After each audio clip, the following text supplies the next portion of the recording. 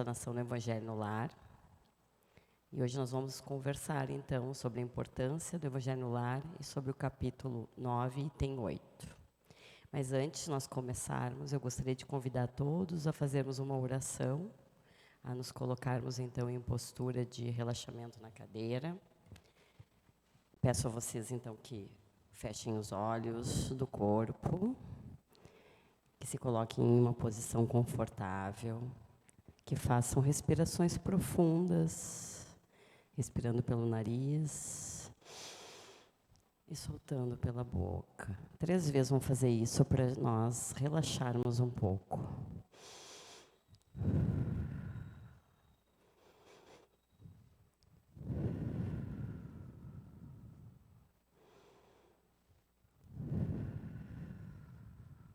Pai, Divino Criador, Maria, Mãe de Jesus, Jesus Cristo, nosso Mestre.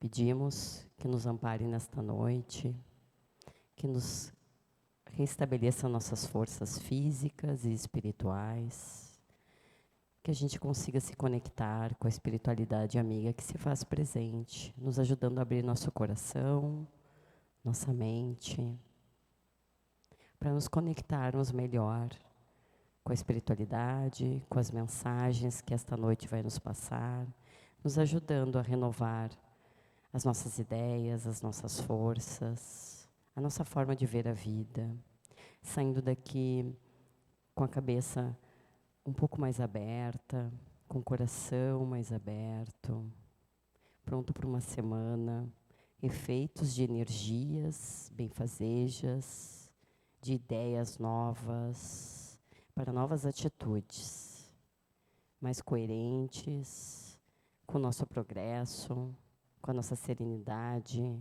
com o nosso equilíbrio emocional e espiritual. Que todos nós que aqui entramos nesta casa, trabalhadores e assistidos, que saímos daqui melhor do que aqui entramos, efeitos, fortalecidos, renovados e esperançosos para as adversidades que iremos enfrentar no nosso dia a dia e também com mais amor, mais alegria em nossos corações e em nossas atitudes. Que assim seja. Então vamos lá, pessoal. Hoje nos coube, então, o capítulo 8, Obediência e Resignação. Mas antes de nós falarmos sobre este capítulo, que quando eu li, eu fiquei, nossa, logo eu, um pouco rebelde, tendo que falar sobre isso, Mas eu fiquei contente depois que eu fui um pouco mais a fundo. Contente comigo. Mas vamos lá. Então, quais são os benefícios, do Evangelho no Lar? Quando a gente se dedica, escolhe uma vez por semana, 15 minutos a 30, não precisa passar disso e nem deve, de nós nos reunirmos com a nossa família. Aqueles que moram sozinhos também podem, fazer sozinhos. E se dedicar, então, a um momento de conexão consigo e com a espiritualidade. Então, vai escolher um horário e um dia fixo da semana, porque vai ser um compromisso consigo e com a espiritualidade, ou seja, com os nossos anjos, nossos guias espirituais, com aqueles que nos acompanham para o nosso bem, para o nosso progresso, que têm interesse, no nosso progresso. E aí nós vamos sentar, então, vamos fazer uma oração, como nós aqui fizemos, uma oração sincera, de coração, pode ser também um Pai Nosso, uma Ave Maria, a oração do Bezerra de Menezes, aquela que a gente se conecta, que nos ajuda a nos alinharmos, a nos centralizarmos. E depois nós vamos abrir o Evangelho. Tem 2 formas. Tem uma forma que é seguindo cronologicamente, começa desde o início, lendo a introdução e tudo mais. É uma forma também de estudo do Evangelho, porque assim a gente vai entendendo a sequência dele, Ele vai trabalhando as virtudes em nós e nos sementizando, assim, como é que eu posso dizer assim, nos instruindo, que nem uma casinha de tijolo a tijolo. E aí a gente vai entendendo o que vem antes, o que vem antes do amor, o que vem antes da fé. Ou a gente pode abrir ao acaso. E pode ter certeza que sempre ao acaso vai sair também aquilo que a gente está precisando para aquele momento. E aí nós vamos ler aquele trecho em voz alta, né? Mesmo quem está sozinho vai ler em voz alta. Por que em voz alta? Porque quem é espírita acredita que nunca está só.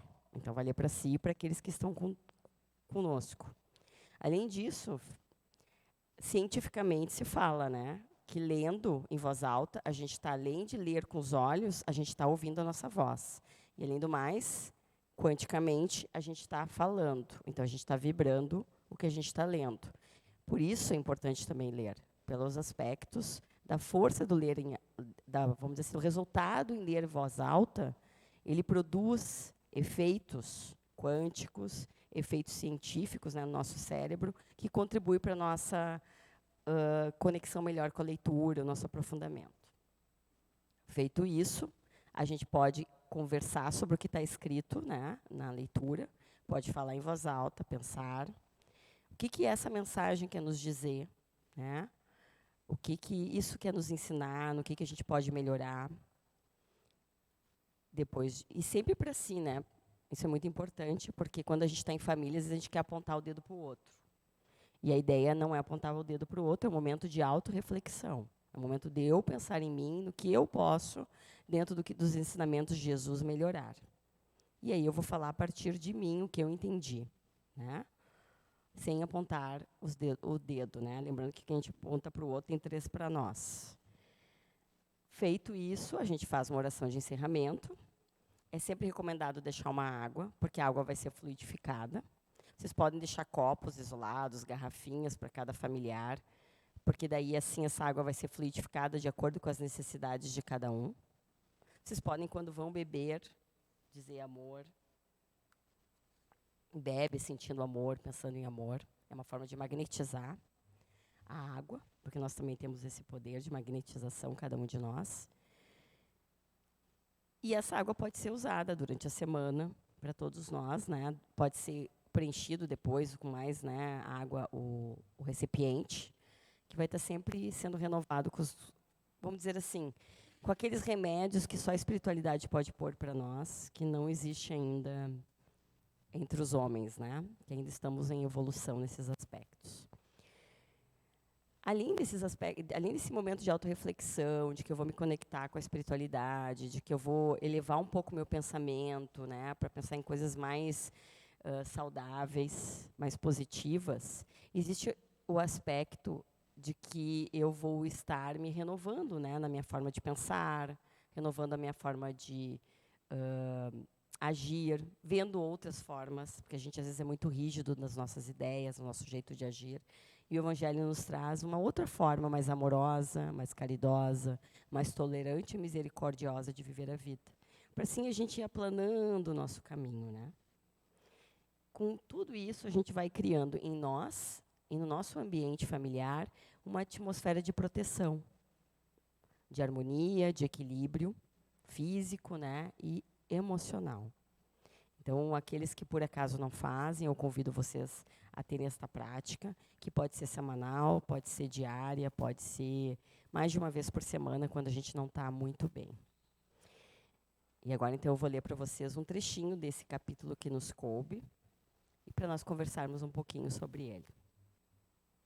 Então, é o capítulo... Eu abri errado aqui. Aqui. É o capítulo 9, o item 8. Então, o capítulo 8 é Bem-aventurados os que são brandos e pacíficos. E o nosso item é obediência e resignação. Eu vou ler só um trechinho para nós refletirmos. A doutrina de Jesus ensina, em todos os seus pontos, a obediência e a resignação. 2 virtudes companheiras da doçura e muito ativas, se bem os homens erradamente as confundam com a negação do sentimento e da vontade. A obediência é o consentimento da razão. E a resignação é o consentimento do coração. Forças ativas ambas, porquanto carregam o fardo das provações que a revolta insensata deixa cair. Então, esse item, ele nos fala o que seria essa obediência, né? A obediência seria a obediência à lei de Deus, às leis de Deus, né? Que é a justiça, amor e caridade, a lei do trabalho, a lei do progresso. Essas são algumas que eu me lembro. de imediato, né? Mas são em torno de 10 leis. Que se a gente praticar elas, nós vamos estar sempre mais perto de Deus. E por consequência de estarmos mais perto de Deus, nós vamos passar pelas nossas provas, pelos nossos obstáculos, pelos nossos momentos de adversidade, fortalecidos. Né? Nós vamos sermos mais brandos e pacíficos, porque nós teremos a nossa fé fortalecida. Nós teremos o nosso espírito fortalecido. Então não vai ser qualquer coisa, qualquer situação, qualquer contratempo, contrariedade, ou até mesmo doenças, né, que às vezes nos tiram do nosso equilíbrio, da nossa força normal e nos dificultam a caminhada, que vão nos tirar a fé, a fortaleza, vão nos ajudar a tornar o nosso caminho mais aberto, sabe? Sabe, quem fez trilha aqui sabe, tem aquela trilha nível difícil, a nível médio e a nível fácil, né? A nível difícil é aquela que às vezes tem até que escalar pedaços, né? Partes dela. A nível médio é aquela que tem lá uns momentos difíceis, mas que até uma criança faz. E a trilha fácil é aquela que as pessoas com mais dificuldades vão trilhar fácil. A obediência e a resignação é como se nós tornássemos o nosso caminho em um nível médio a fácil, independente das dificuldades que a gente passa, porque nós teremos o nosso espírito conectados com as leis divinas e fortalecidos. E a resignação, que então seria o consentimento do coração. A resignação é quando a gente está passando por um momento muito difícil, quem já passou, né, um desemprego, um divórcio, um luto, uma doença grave, né, que nos tira, como às vezes nos coloca no hospital ou em tratamentos. São momentos que nos exigem resignação. Se nós não tivermos resignação, se nós ficarmos na revolta, na raiva, no ódio, é como se nós fôssemos para a trilha difícil, cheia de pedregulhos e tendo ainda que escalar. Agora, se nós ficarmos na resignação, ok, eu tenho que passar por isso, eu estou passando por isso, né?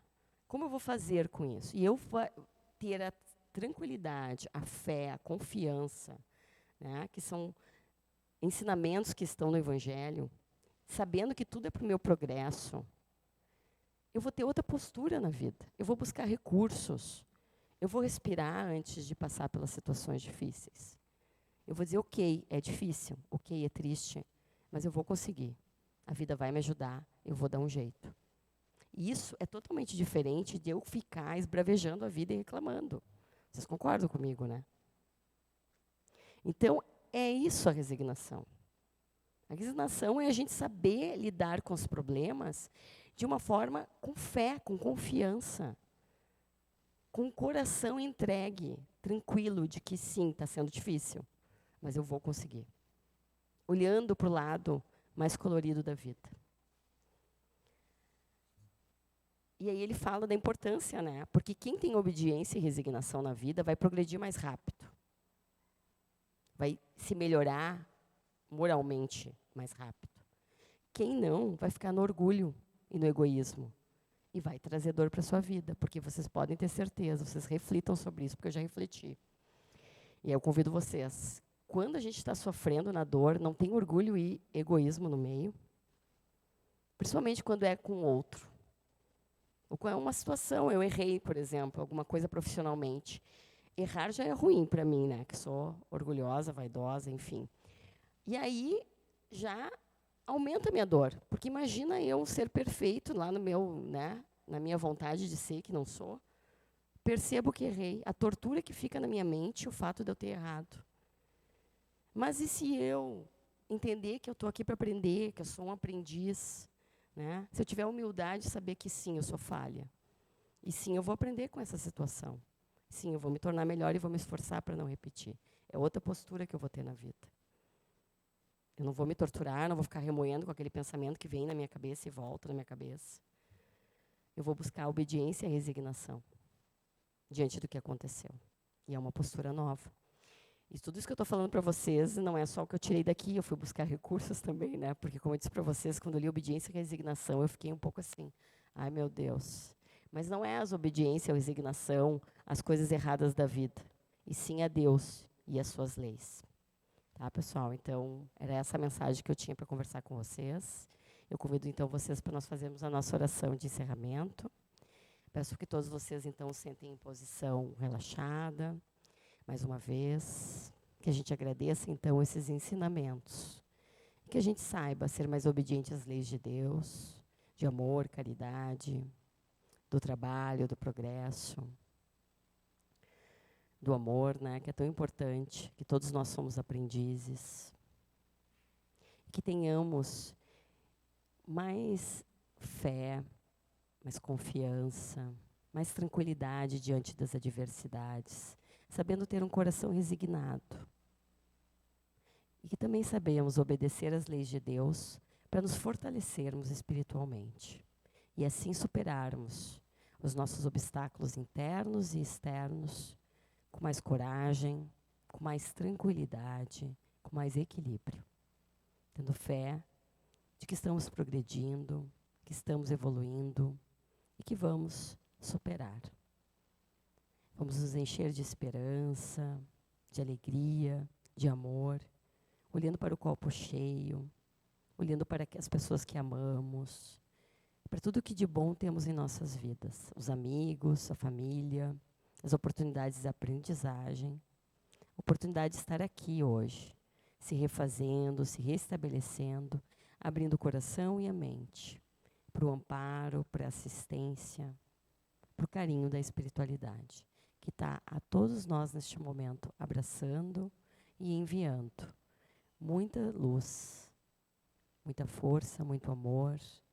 Todos os nossos cardíacos neste momento está vibrando, mais forte, mais luminoso, fortalecendo a nossa imunidade, a nossa capacidade de amar a si e ao próximo, de doar e de receber.